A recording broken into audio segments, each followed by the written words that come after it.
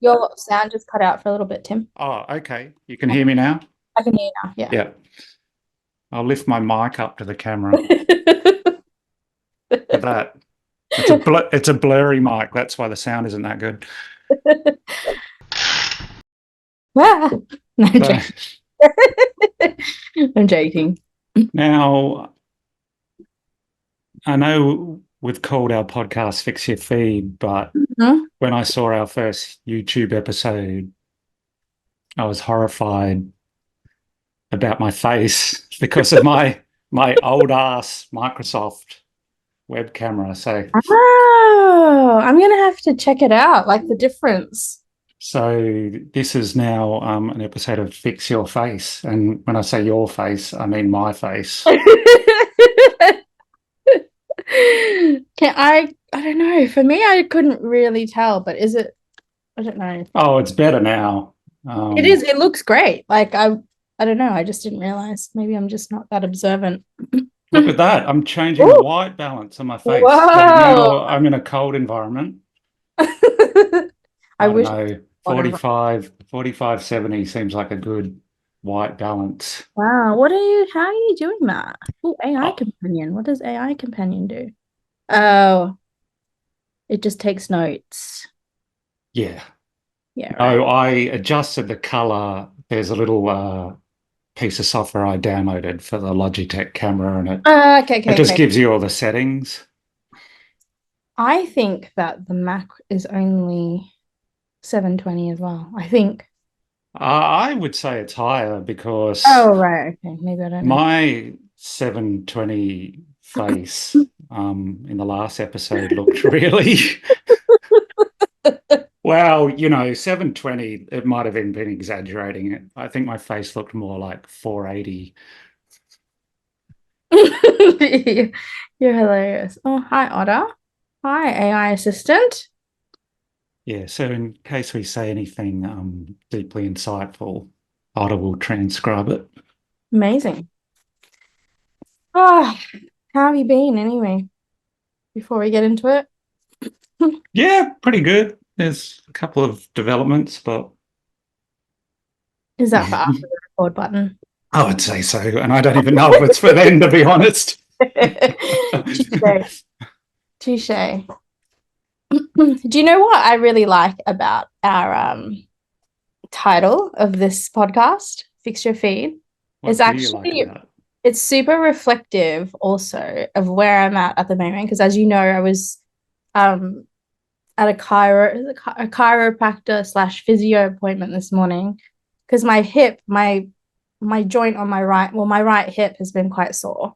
Mm, And it's just reflecting on my and why I just had McDonald's, but it's just like also that whole the health side of things is really front and center for me. And I don't know if it's because it's the start of the year and everyone wants to, you know, start the year really well. But it's like if you fix your feed, literally fix your diet, you can literally change your life. It's like the best title, if I can toot our own horn. yeah. So last night I had a bowl of connoisseur vanilla bean ice cream, Mm. which I love. It's my favorite ice cream. But the problem is ice cream has a bad effect on me. And so this morning when I woke up, it had felt like I'd been on a bender the night before, but all that Mm. happened is I'd eaten a bowl of ice cream. And so, Mm. yeah, I mean, knowing what's not good for you, I think is a good attitude to bring into this year because, sometimes we do things we know that they're bad for us, but for Yes, some reason, because the way we're wired, I we mean, do. obviously, I'm getting some sort of reward by eating that ice cream because it tastes so good, but Mm. it's actually not worth it because I know afterwards that I'm going to feel really bad. Yeah. Well, I mean, it's like that with even, consumption of alcohol in, workplace, corporate settings, corporate events, and things like that. Like it's particularly coming from like an agency, a background. When I was working under an agency that was under the network, the Omnicom network. It's Hmm. very like, Friday, long lunch, Yeah. young, work hard, play hard kind of attitude. But that stuff like really does catch up with you eventually. Yeah. I mean, especially when you're getting on in age, like myself, the body just doesn't bounce back as well. No, that's true. That is true. But, it's not just food or alcohol. I mean, they're the obvious ones, but Mm. like I had a meeting with a client this morning, and my feeling after the meeting was like I felt energized. Like it Mm-hmm. felt like a really productive meeting, but most meetings actually don't make me feel that way. And I was trying to work out, well, what was the ingredients of that meeting that made me feel good? So that's an interesting exercise as well, because, in the corporate world, it's just so easy to send someone an invite to have a meeting. Mm-hmm. But, a lot of those might be counterproductive if they're draining our energy. So, Yeah, yeah. there's so many memes of like this could have been an email when it comes to that meeting. Um, Yeah, there's a lot of truth to that. I I think my favorite types of meetings though are actually meeting with a client that I'm doing work with, because the dynamic, it feels like you're in an environment of equals. I mean, they know their stuff. They mhm. know what their goals are. They've engaged you to help them achieve those goals. So it's very much focused on performance. What can we do to get to the next step? It's not like you're having a meeting where someone's telling you what to do. Do you know what I mean? I Mm, find those very draining. yeah, yeah, And also, who am I to know what to tell someone to do? I mean, I can share expertise and experience, but it feels those sort of meetings don't feel two-way. Whereas, I don't know, meetings with clients feel much better than eating that bowl of ice cream. yeah. Well, I think there is definitely, and I'm obviously being the change of employment or change of circumstance coming in-house now, as opposed to that external agency relationship. There's definitely a difference in like the way meetings are run. Because you don't have that, it's more of like a unity front because you're inside kind of doing things together towards something, and then um and being part of the marketing team, I have that sense of expertise, but it's how I blend my team's expertise into what I'm doing tactically or strategically that will help me be a better will produce the results that we're all trying to achieve. So I mean it's a slight I guess adjustment, but there's definitely I can just definitely feel the difference when it comes to meetings and calling meetings. As you say, like, we do meet quite a lot internally, because it's probably resourced a lot differently, or the expectation on time is a lot different. But still, it's like you still need to have quite a clear outcome of why you're coming together in the first place. Otherwise, you do end up asking yourself, what was this for? And that's the part that doesn't change.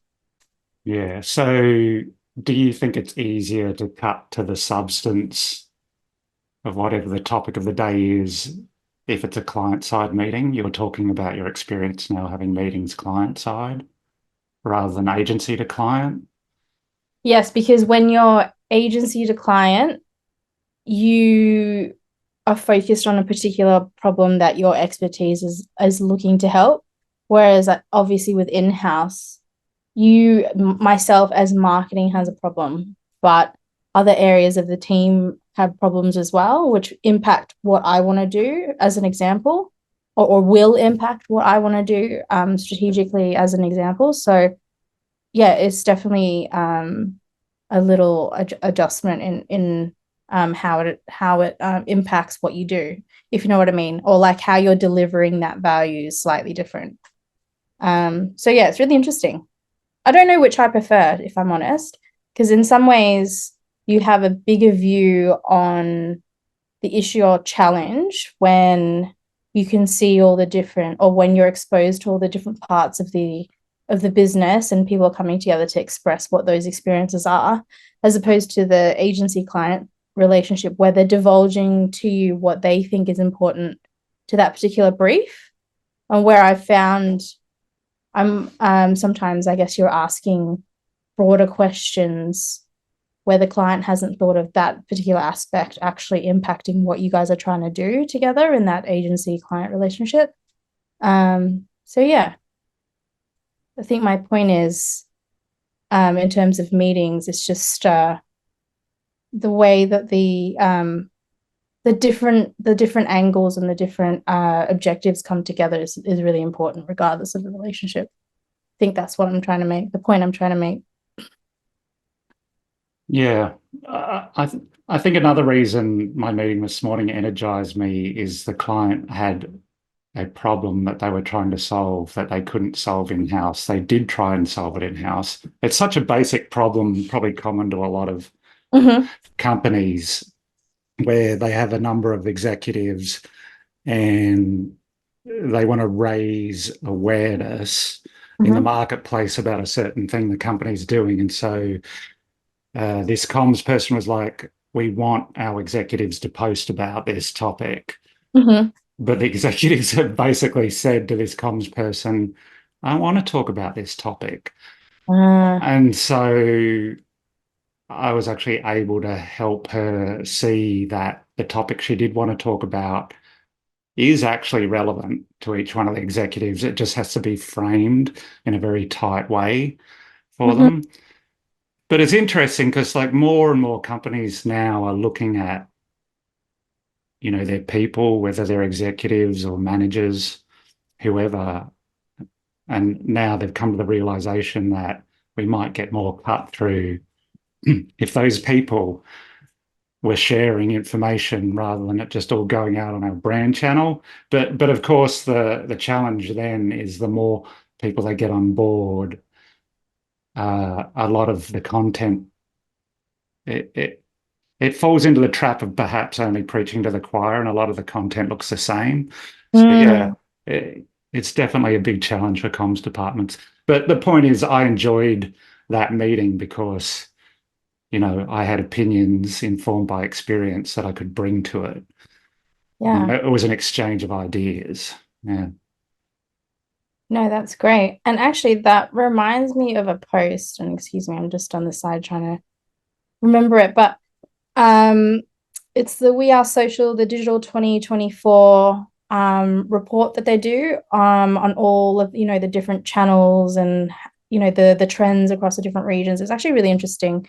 And because when you were saying about the comms manager wanting the exec to share on particular feeds, and I know you and I are very very um LinkedIn focused, but it's just staggering to me the way that Facebook still manages to keep those numbers and the growth. I mean, like the unique active users, it's just insane to me.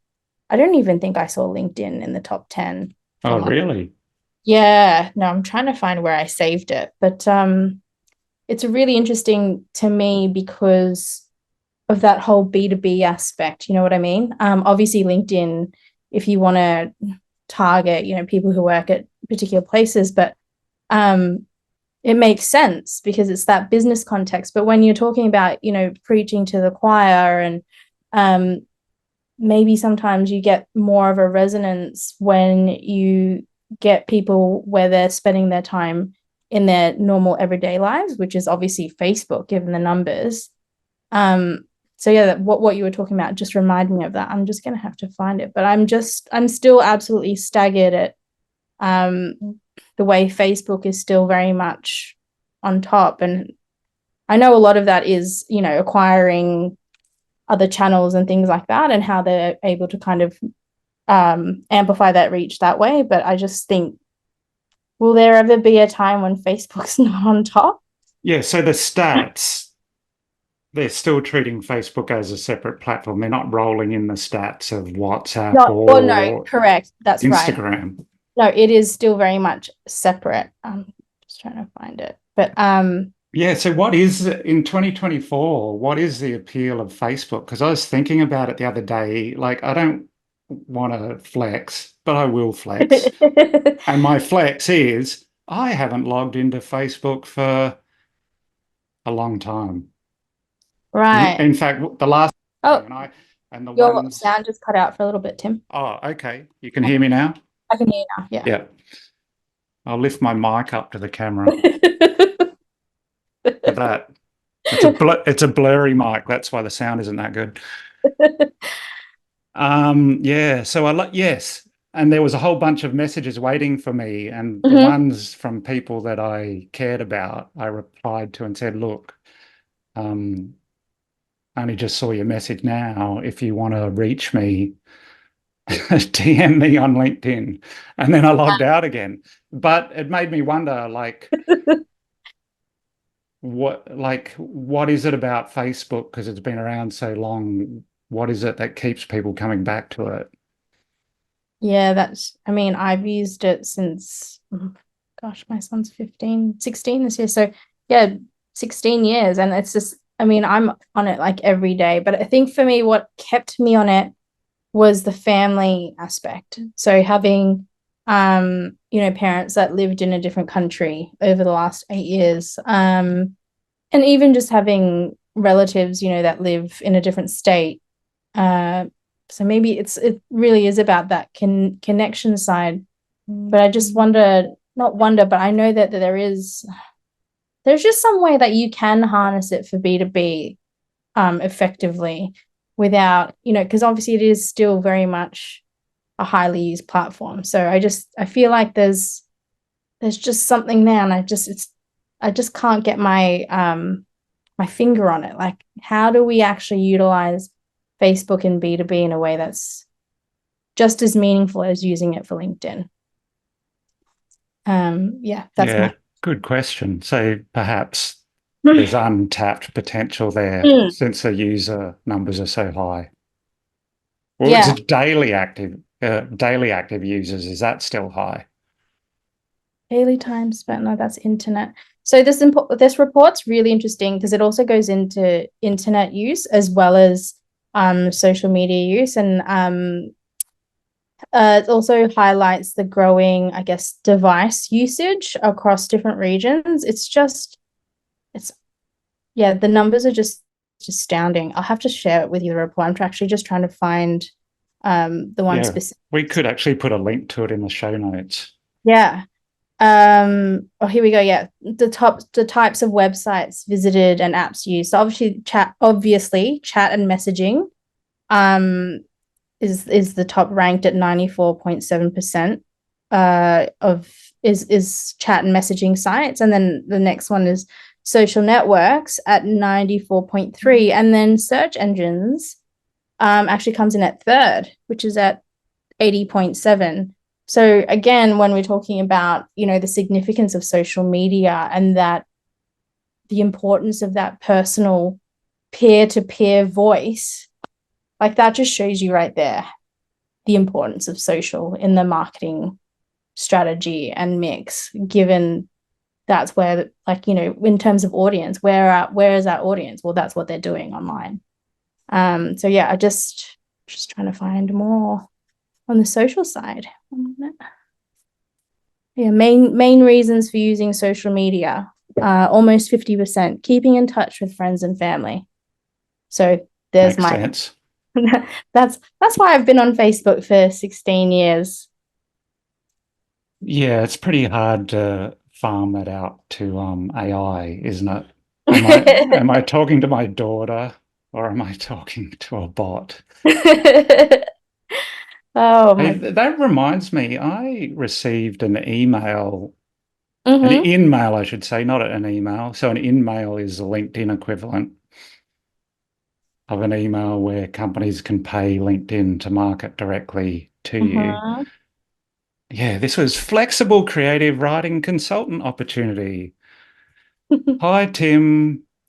I won't shame them. Blah, blah, blah is looking for writing experts to help train AI systems and LLMs, large language models. Your profile stood out, and we are inviting you to apply. As a member of our project team, you'll have the chance to work from anywhere, put in between 0 and 40 hours. Okay, here's the kicker. I can earn $25 per hour. I don't know if that's US. Earn $25 per hour while teaching AI models how to write. Oh. Over 50% of writing experts with your profile start consulting within 7 days. That's the first I knew that this sort of thing was going on because these Mhm. models are trained by people. Yeah. But this is the first time I've actually seen a message where people are trying to engage writers to teach an LLM. Man, that would be tedious work, wouldn't it? It would, but I feel like that's kind of like what I do with my GPTs every day anyway. Yeah, you're training Like a your own system. one. Yeah, exactly. I mean, that's the way I've always thought of Chat GPT. I know we talked at length about it last episode, but it's really about how what you put in um into like giving it that context to get it a better result for yourself. Otherwise, you're also wasting your time asking. It's like me asking my 5-year-old to do something for me, and he's got no context, no like he doesn't have access to the internet the way the chat GPT does. It's just, but you have to still give them the ability to produce. I find it really interesting. I'd love to be a prompt engineer. Yeah, but your example makes sense because you're benefiting from it. But I'm just wondering if that pitch I read in the email is priced a little low because, if experts in their respective fields should train LLMs, but it just, I don't know, the way that was framed seemed like AI sweatshop work to me. Yeah, probably. It does. It does sound like sweatshop work. Hey, I read something pretty cool about AI. Um, it was an article in the Financial Times about Pinterest. I know next to nothing about Pinterest. I Mm, mean, you go there if you're planning weddings or something and you want to see wedding mood boards. or like I don't know anything. It's anything visual. A lot of the old stats was like anyone on Pinterest is that much closer in their buyer journey essentially because they can actually visually see a thing. So the pins could be you could convert a lot easier for specific industries like home improvement and decor and things like that. But yeah, I agree with you. I haven't had much experience on Pinterest at all Yeah, myself. well, this article is pretty interesting because it's an interview with the CEO Hmm. of Pinterest. I think you pronounce his name Reddy, Bill Reddy. Hmm. Bill is ready. Um, yeah, and this whole article about Pinterest, which is an interview with the CEO, he's positioning Pinterest now as a place you go to avoid outrage. Mm, interesting. Oh, when you went like that, it went away. Oh, what happened? When I did what? When you it said it was, Ah, and then when okay. it went Is away. that better now? Yeah, it's better now. I'm closer to the mic. I had a better mic than this one. This mic, the Rode, is okay, but I had a Blue Yeti mic and it had um modes, like it had podcast mode, it had meeting mode, and you just switched it and it captured the sound differently. Yeah. And that mic was perfect, but I was using it one night and I had a glass of wine and I actually spilt the wine into the mic. Oh, Tim. It didn't turn on. So yeah, I basically drowned the Yeti in alcohol. I murdered a Yeti with a glass of Chardonnay. But I do want to get that mic again because it was Uh, so much better than the Rode. I bet. Because I step away Yeah. and like the sound cuts out. It's like it's pathetic. In fact, it makes me really mad. It makes me so mad that I feel I have to go on Pinterest now, log on to Pinterest to take the outrage down a knot. But anyway, this was super interesting because this journalist, she's interviewing the CEO. When Pinterest first went public, I described it in the Financial Times as the world's most wholesome social media platform. Hmm. And then asks him, do you think that's accurate? And of course he says yes. But No. they're actually claiming, Pinterest is claiming that they're going to use AI to keep a check on negativity and outrage.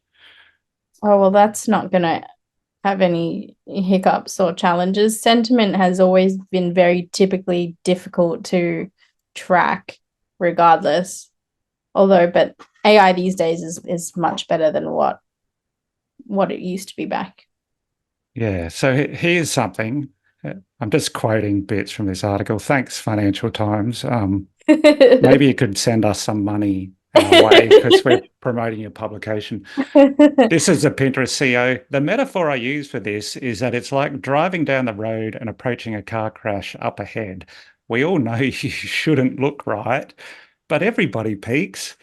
With algorithmically derived feeds, the AI says, you looked, so I should show you another car crash. And you looked at that one too, so I should show you another car crash. You looked at that one too, over and over, until eventually your feed is filled with nothing but car crashes.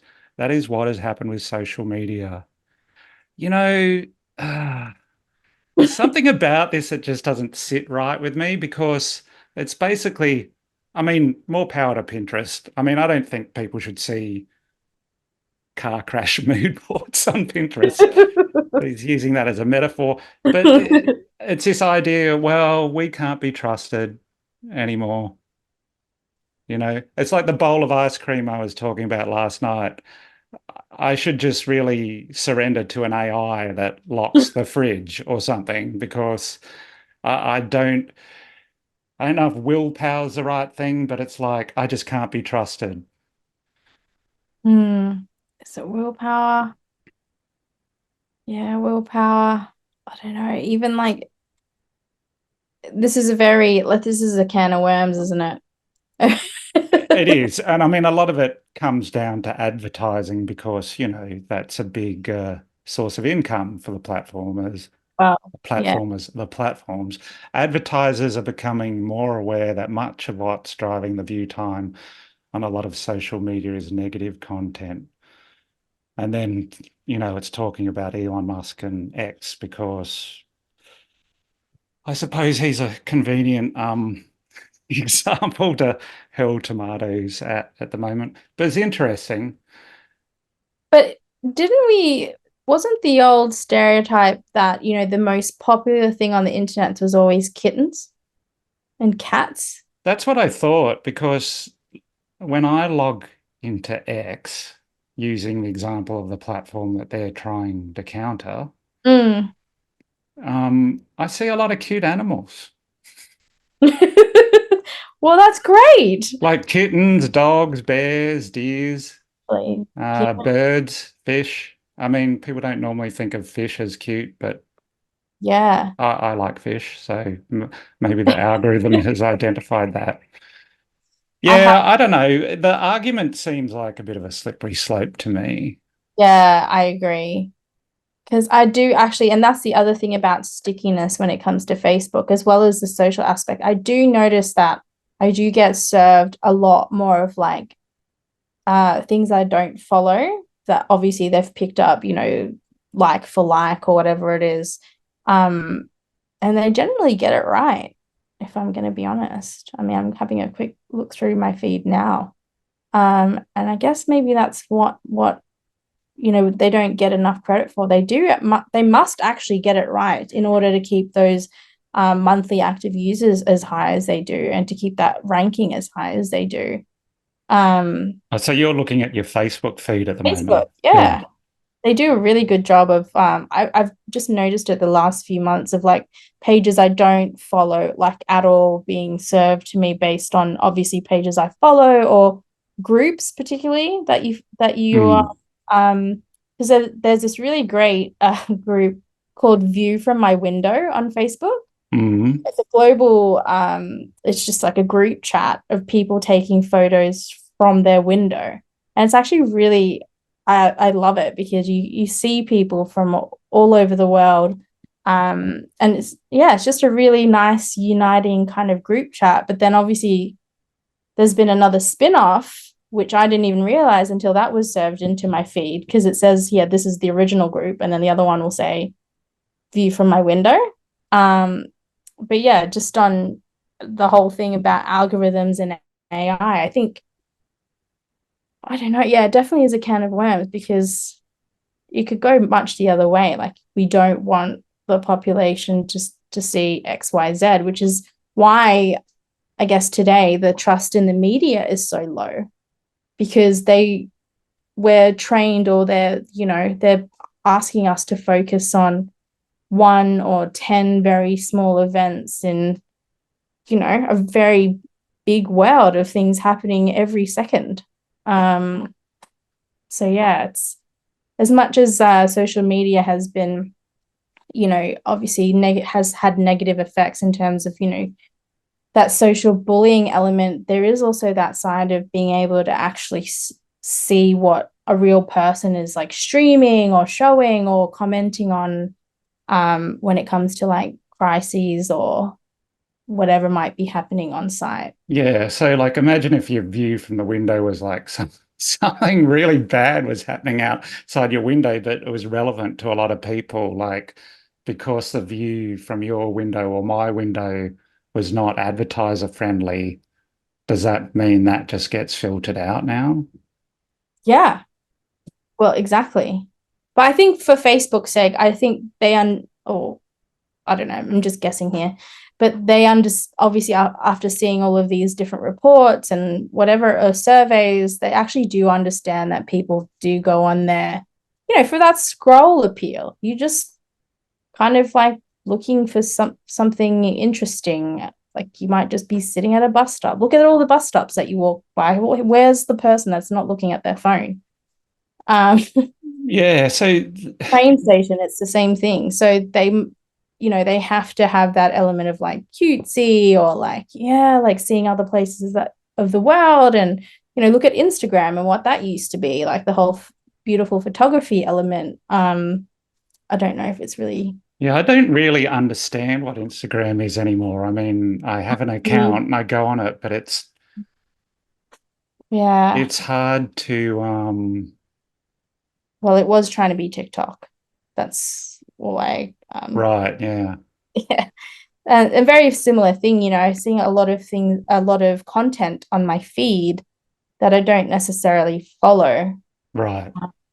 just obviously to get me to engage more. Because it used to be a closed, you had to friend request and do all of that sort of thing. So yeah, it's just interesting how we consume social media and how that's changed over the years, except Yeah. monthly Uh, activities.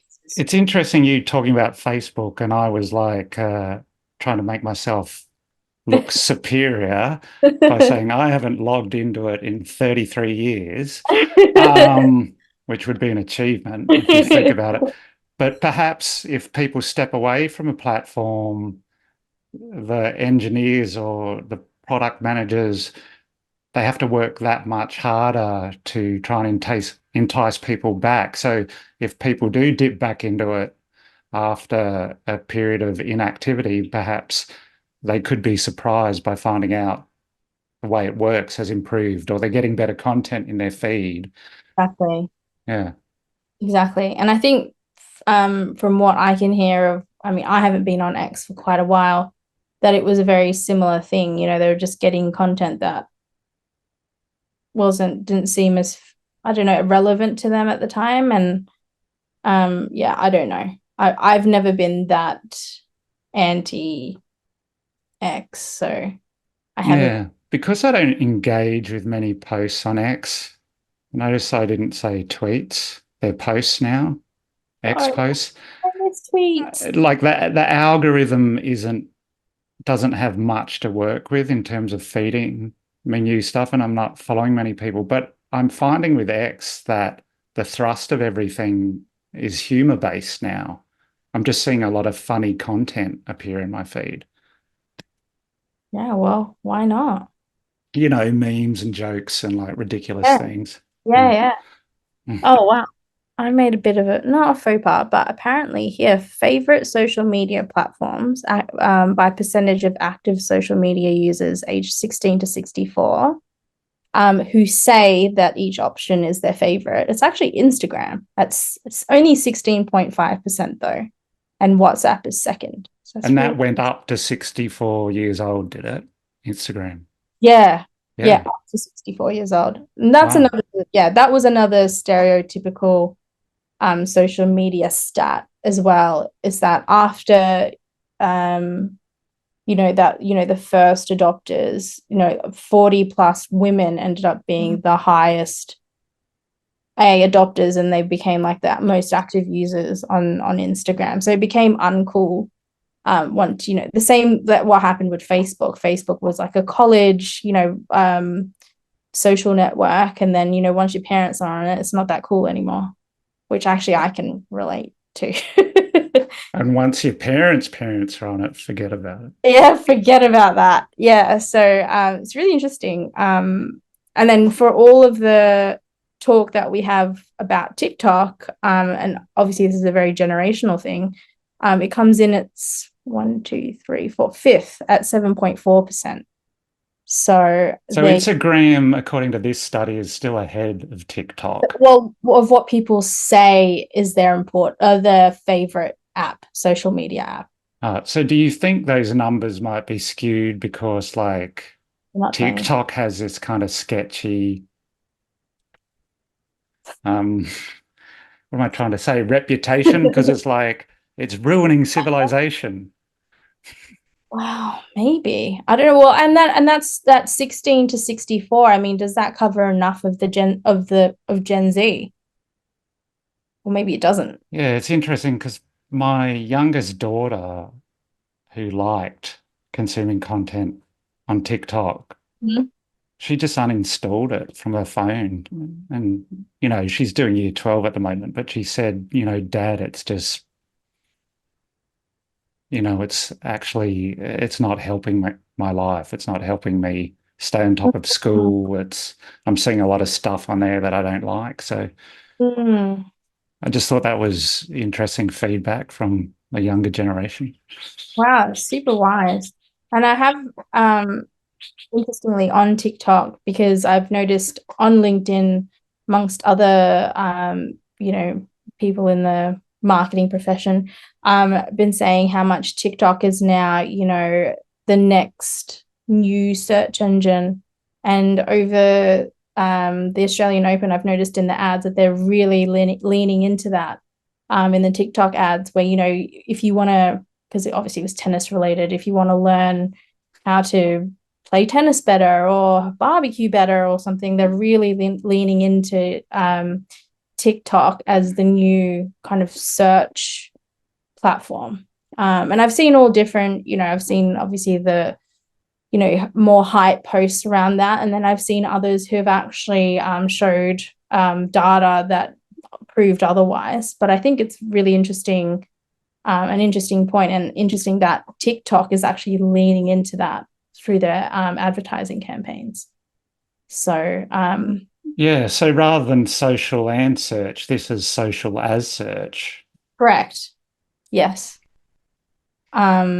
And then it's interesting again to hear, your daughter who's in year 12 saying, I've had enough of it. So it's just such a funny time, I think, with the, I guess, generational changes in thinking when it comes to social media. Yeah, information presented in videos, that's a big deal. So I had to replace our blender because we like making smoothies, and like this old ass blender we had. It was terrible. It would actually leak. Yes, And I because you couldn't clean the mechanism below the blades, a jungle started growing beneath the blades. was this a bullet or a ninja or No, something?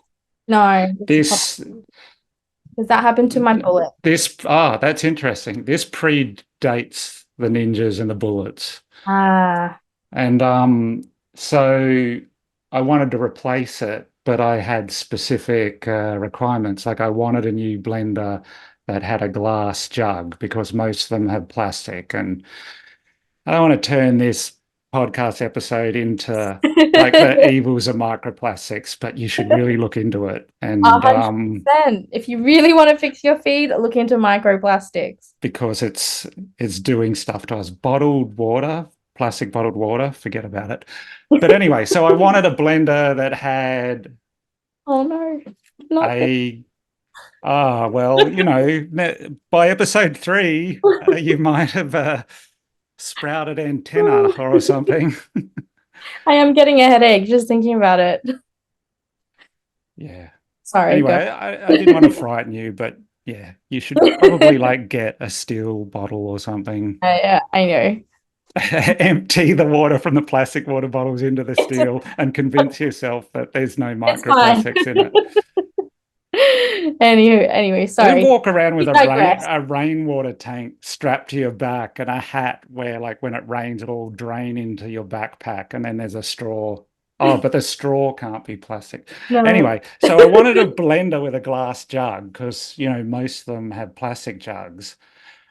And I started to search for options just, with the search engine, the Googles, the Bings, but it was just very frustrating. And so then I just went to YouTube and, Mm. blender with glass jug. And I just watched videos of YouTubers that I wasn't even familiar with because I don't really hang around the kitchen slash blender slash smoothie part of YouTube, but it is there. And I saw the blender that, ticked all the boxes. And so then I found out who was selling it locally, but the video educated me far more Then reading a review. or a review because all I had to do was watch it, but then I could see the thing that I was considering buying demonstrated. Yeah, no, 100%.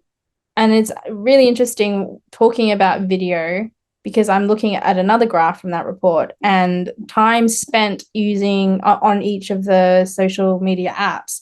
TikTok is the highest at 34 hours. Right. With Okay. YouTube coming in second at 28 hours. And then Facebook at 19 and 47 minutes. So Okay. that's really interesting because I mean, I've found even now I'm consuming a lot more. Again, just a context switch when it comes to work. I am consuming a lot more on YouTube because I actually want to see. And for some context, I'm using HubSpot, so I just want to make sure that whatever I'm creating is obviously correct. So yeah, I've been consuming a lot on YouTube. So that video aspect, I think, is super important. I mean, that's very old news. We understand that, but it's funny how so many brands still don't that get that right. That the mix right when it comes to video. Yeah. Now that I watched that video and I bought the blender, now everywhere I go online, whether it's from my PC or phone, is you want to buy a blender? How about this blender? Dude, I've already bought it. You want to buy another blender? you It's like you the can car crashes. You looked at a car crash. You must be interested in car crashes. Well, you know what you can do to help that? You have to click it and say, Yeah, but now, I do that. yeah, I tell it. I say, you see that speaks to your level of professional in your experience. You are fixing your feed in a proactive way, whereas I'm just belly aching about it, maybe that's a marketing thing though. Like, knowing just, how to do it. well, no, identifying that there's someone else on the other side, like, asking for you, because you know how we get it sometimes on LinkedIn, like, is this, A did, useful yeah, notification. or did you find this post is it useful or By the way, when that comes up and it's your post and it asks me, was this useful? I always go thumbs down. whatever? No, you don't. But that's happening across all of them. That's on Facebook, Yeah. same thing. Actually, I'm not on Instagram that often, but I do believe I did see something like that again. And I think maybe brands are also requesting. Now, I don't know if it's something to do with they've identified that you've purchased something from them, and Hmm. they've tagged you in a campaign of a survey of some sort. But I have noticed a lot of that across all of the social media apps except maybe TikTok. Yeah. So back to the blender, I will drop the blender subject soon. But It's my fine. understanding, the lady reviewing the blender, she had a kitchen channel. The full disclosure was the company had actually given me this blender to review. She wasn't obligated to give it a good review, but I mean, that's paid off for the company giving someone who has some form of influence on YouTube their product because, like, they've made a sale somewhere in the world because of it. Oh, Yeah. yeah, by the way, the motor has a 30-year guarantee. Oh my gosh. That's So amazing. like like in 30 years, if everything's like a smoking ruin and I'm just sitting in rubble and providing there's like a power outlet, that motor, And electricity, yes. yeah, and bananas and potable water or like milk, cows, or even almonds for almond milk. Yeah. If it, as long as there's a few things, that motor will still spin. Hmm. See, the marketing worked on you, didn't it? Yeah, it Look, does. fine It and see. did. I got a mod that worked on me. They had great content. So I got the blender What's a and mod? What's a mod? a blender. Oh, is it? Yeah, MOD. I had the Uh, best video content, I think. And Magimix or go home. it got me. And I even got the cold press juicer that they had. Ah, I got it as a is bundle. that an attachment? No, it's two separate. Oh, okay. Yeah. So there you go. That worked. And I saw that on Instagram. Yeah. There you go. It's funny when people say, oh, advertising is a waste of time. It doesn't work on me. Like it's working all the time on you. It's so subliminal. Like people just don't understand um how it works. It's just about priming. You don't know what you subconsciously see, particularly if you're scrolling 34 hours on TikTok. Like, Yeah. Was that one session? Was that a 34-hour session? yeah, maybe not. Well, you know what I mean. Our average time per month. Okay, so it's 34 times like 4 weeks, like 8 hours a week. Yeah. I wonder if that would change your brain chemistry. I would have to. I mean, I have a 15-year-old son, and I literally every other sentence I say is get off your phone. Well, get off your phone. And I have an app. It's called Kids Locks. It's the best, and it only gives him a certain amount of time on his phone, and it'll lock it So you have to install the app on your on child's his phone. phone and it just Yeah. shuts puts it in It'll airplane lock mode it. or something. No, like he can obviously still use it for phone calls, but that's Yeah. not what he's using his phone for. And actually, no, weirdly, my son was like, yeah, no one texts anymore, mum. He's like talking to his friends on Snapchat. On like that's how they can. I'm like, why don't you just like or WhatsApp? Like, why Yeah, don't you? WhatsApp's still popular. Yeah, no, like just what is a text? I mean, only I text. Yeah, I can't install Snap to message my children. I can't do that. So it's got to be WhatsApp. Well, no, he still responds to my texts, luckily. But no, like it's just, yeah, where is this all going? But you have found as a parent that that's an effective tool to moderate his use. Yes. Yes, it has. I mean, it causes some friction, but I'm fair with it. You shouldn't be on it for more than 2 hours a day. So he's on it for like an hour and a half, let's say. So Um, you have an app that presents to you the elapsed time he's been yep. on it. Yeah. It tells me how many times he picks up his phone in a day, and all that kind of stuff. But his high school has actually since maybe term 4 or term 3 last year, and I think this is a New South Wales wide one. If you're in public high school, it's they like it's called they just anyway they have to lock their phone away for the day in these pouches, which I recognized from when I went to a show at Homebush. Mhm. And you have to have a special lock thingy to get your phone out. I went to a show and they didn't want us to have our phones, so it was the same mechanism. So I think that's helped me as a parent. Right. Yeah. Yeah. My daughter's high school has rolled that out as well. So Yeah, I think it's a New South Wales thing. yeah. Uh, it's just been it's there was a group called the Heads Up Alliance um that were kind of like lobbying for it, and then it happened. So, and I'm happy it has, because I think, yeah, as a teenager, as a kid, it's even more addictive. I mean, it's addictive for adults, let alone for young minds. So um Yeah, I thought my daughter would be annoyed about it, and I asked her, how do you feel about it? And she was completely on board with it. She was really pro the whole thing. So that surprised me. your daughter is so mature. My son was like, "Oh yeah, I had some friends who were like already trying to unlock their pouch, or they already like broke the lock on it." I was like, "Not you, right?" He's like, "No, not me." But yeah. It must be hard for teachers though, because, teachers are like everyone else. They're dependent on their devices. So wouldn't that kind of feel weird if they were on Oh, their devices? well, they have their laptops. I think Yeah, it's, okay, that's fair. Yeah. yeah.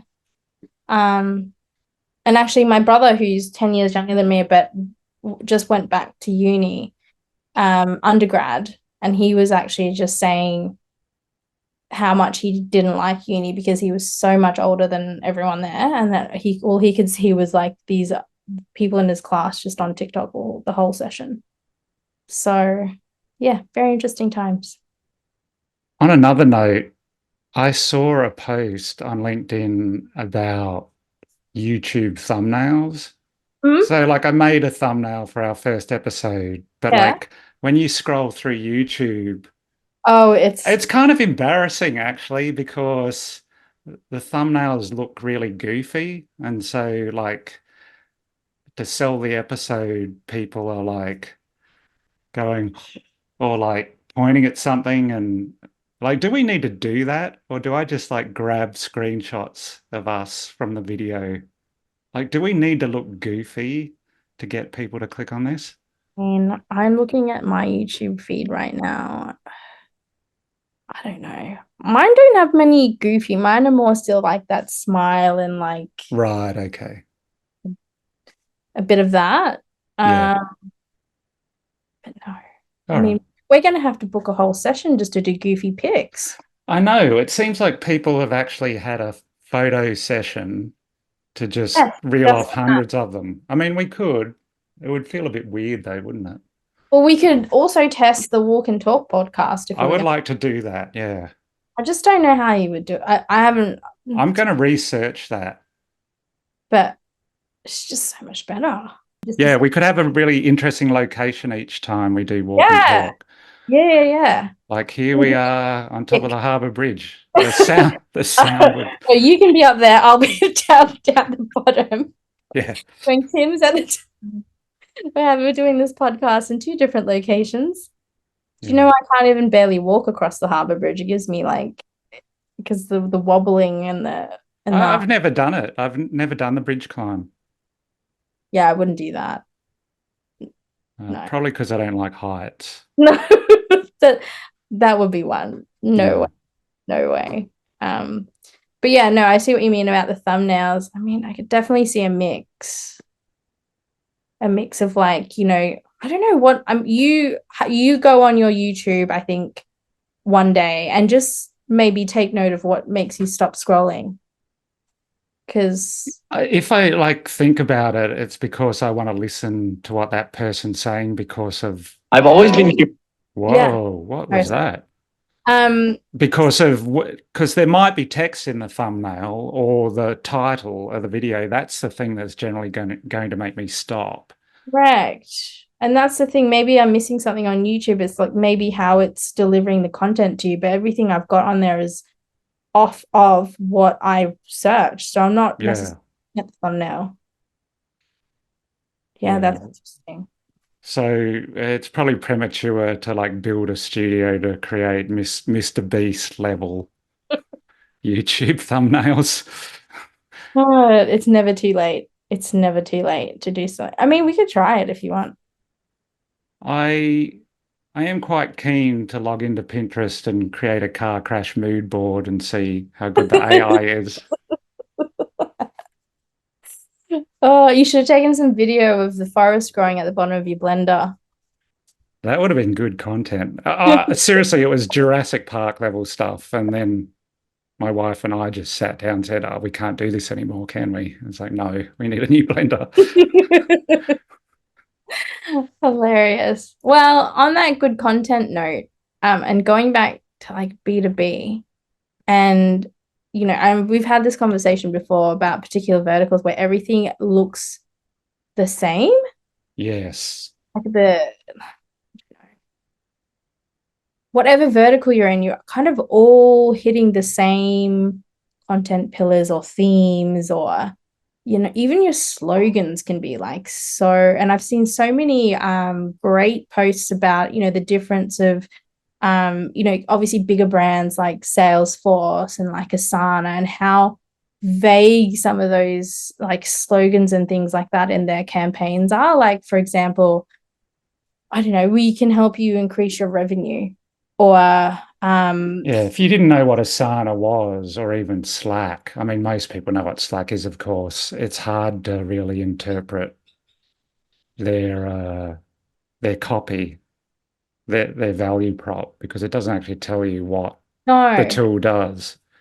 that's right. But what I have seen is what they've done in these posts is like a side by side of like, oh yeah, he's obviously the difference of like, a bigger brand like being, really high level. And this is like a how you can really pinpoint exactly it is what you do and how people use your, for example, your SaaS tool to actually achieve that. I wish I'd saved them all because it was actually really Yeah, just one thing we can do, because we've referenced quite a few things, is we can actually find some of these things and just cut them into the. This isn't going to help anyone listening to the audio only, but if people do watch the video and we cut in some of those screenshots, they'll see what we're talking yeah, about. 100%. And then yeah, you definitely get the context. Yeah, I'm gonna find them all because I wish I just how LinkedIn does all your activities. By the way, LinkedIn, make it easier for you to sort out things that you save, like save posts. That would be a dream. But yeah, I wish I'd liked those posts. I didn't actually engage with them, even though I thought they were really good. That's the other point. I love them, but I didn't even like them. I didn't even engage with them in my feed. Yeah, sometimes you can find social posts, search for them in LinkedIn, but it's very hit and miss with what it presents to Mm. you. Oh no, it's split it up into reactions, so it's probably in that because I do like them. Thank goodness. Okay, good. I'll find it Yes, somewhere. I'll stalk your reaction list. And I can see what thumbnail post you're referencing as well because I literally liked it as well. It's in my feed. Yeah, Um, so on like one side he had like the goofy version of himself wearing a crazy hat or something, and yeah, then a the other one beanie. was normal. Just him. Like, but on my YouTube feed, it's generally the nice smiley face because as I said, I've been consuming a lot of digital marketing topics like, LinkedIn ads or something. So the title will be very specific to that topic of, Right, okay. so maybe I'm not the best example. Oh, it only goes to a certain amount as well. Doesn't like go all the way back. It cuts off after. Your activity. Yeah.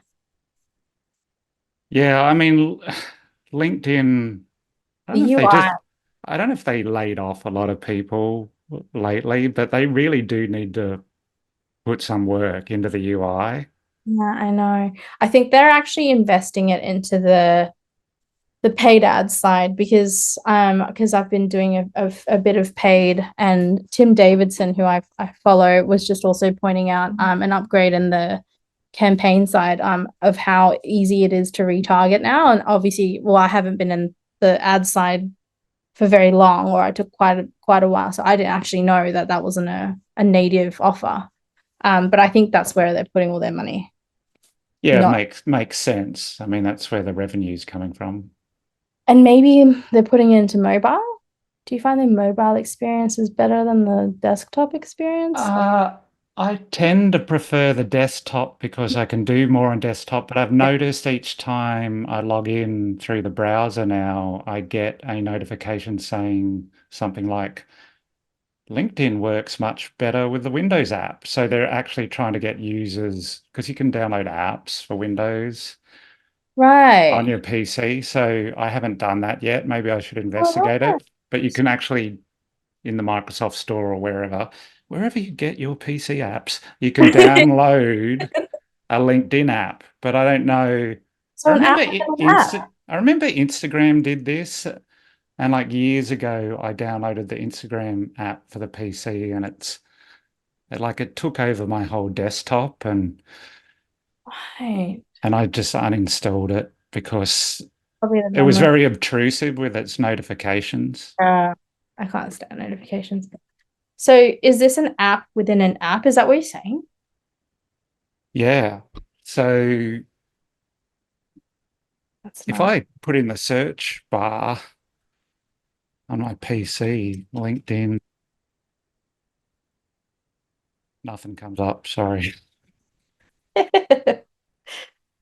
Oh, no, there's a Microsoft.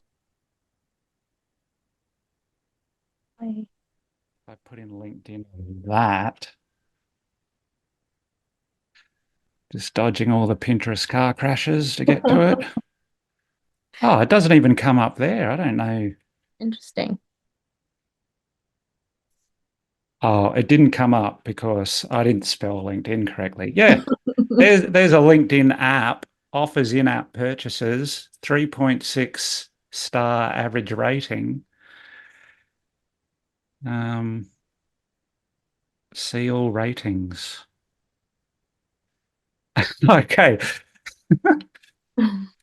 there's a 1 star rating for the LinkedIn app. Agree with other reviewers. Rubbish. Every time you attempt to do something, it takes you straight to the update page for payment. Ooh. Agree with others. Don't say it's free when it's obviously not. Free to download, and that's about it. That's very Oh, LinkedIn responded. Thank you for this feedback, Karen. Karen. Stop being a Karen. No, they didn't say that. Our team is working on making the app as effective and functional as possible, and we're improving the way we can extract money from it. No, they didn't say that. We are continuing to make improvements to ensure ease of use for all members. Can you please contact it? Okay. So Oh, here's very another one. Pointless. Yes, I'd love an application that increases the number of windows I have, but just opens new tabs in my browser, albeit a little bit slower than if I was already in my browser. Pointless. No additional functionality or significant difference in the UI, except it's another window on my already crowded desktop. We are truly sorry to hear about your experience with our app, Roland. So, there there you go. you If you're go, Lynn. using LinkedIn on the PC, just keep it in your browser tab, please. Keep it in your browser. No one wants to see some random app on your desktop. That That's is so funny. distasteful. Oh my God. Um, so yeah, I guess reflecting on our second episode, what do you think would be key takeaways for this week? Our key aha moments. I discovered that I search for information through videos. I think that's probably Mm. overtaken how people are surfacing useful information. is finding someone with some level of authority or experience talking about the subject you're interested in, even if that subject is, I want to buy a new blender. Well, yeah, and actually it makes sense when you look at, how much time people are spending in more video based, well, let's say, for example, TikTok. How can you spend that much time on TikTok? You know what I mean? Like if you weren't, Well, I guess it's quite addictive, isn't it? Because there's a lot of entertaining content. but I think also if you're finding things, like if you're actually asking at things Yes. and back on that, and you are actually, let's say you are a Gen Z and Mm. you've started to use it in that way, then obviously the stickiness is just going to be through the roof. If it's learning from what you're searching in that way and delivering content that way. Yeah, a client actually asked me about video this morning in that meeting, Mm-hmm. and they were recounting an experience they had generating interest in a program they'd put together to attract new employees, and they Mm-hmm. found it very difficult to compete with their competitors in the marketplace because their competitors just seemed to have much bigger budgets when it came to, say, recruiting people from universities. But they found when they did some, you know, really simple videos using their phones, not even using a video crew of showing people's experience at the company, that then accelerated their intake of new talent that they were trying to reach out to because people were responding to the video rather than, long blog posts or something. So, I mean, we hear about it all the time. Video, sometimes a platform say you should prioritize video, and then some people try a video and it doesn't do very well. But maybe because of TikTok, now more people are ready to consume video content. Yeah. Well, maybe it's also the attitude of like, oh, we did it once, it didn't work. I Yeah. mean, we're doing a podcast. It's like, well, we've only done 2 episodes. We've had 15 views or something on YouTube, or we're just not going to do it anymore. It's Yeah, kind I was of pretty bitter after the first episode that Spotify didn't like reach out to our email. It's like there's millions of dollars on the table, Cat and Tim. this is gold. But maybe it is that attitude too that like, we're just with content, you think things are, I mean, maybe because we've been marred by the way influencers work or something like that. But it's just is where in life is you do something like 3 times and it's just going to get the returns that you're looking for or the gains that you're looking for in those first 3 times. It just doesn't make any sense. Yeah, I mean, back to the whole podcast thing, I did read somewhere that one of the biggest things you could do to increase your chance of success is to literally just be consistent. Yeah. Yeah, Well, and I see that on LinkedIn too about yeah. growing your LinkedIn following. So, yeah, that's a great highlight. I actually got a lot of highlights from today. I'm still kind of like integrating it all. Some great points about particularly around like content consumption. I think like between that report and like just I can just feel that there's just something, working in that B2B space that there's just so much opportunity for some just to have that unique point of view that's actually personalized to your audience. I just can't quite put my finger on it yet. So hopefully I make a breakthrough. Well, perhaps in episode 3, we will have unpacked all this and have even more to share on it. Well, maybe I'll unpack ways that I'm kind of trying to find some answers here. Because yeah, I just feel like there's something there worth digging. Worth digging. I think we've been talking for over an hour. I think we can turn it off. Yeah, thank you. Thanks, Kat, for helping me fix my feed. Thanks, Tim.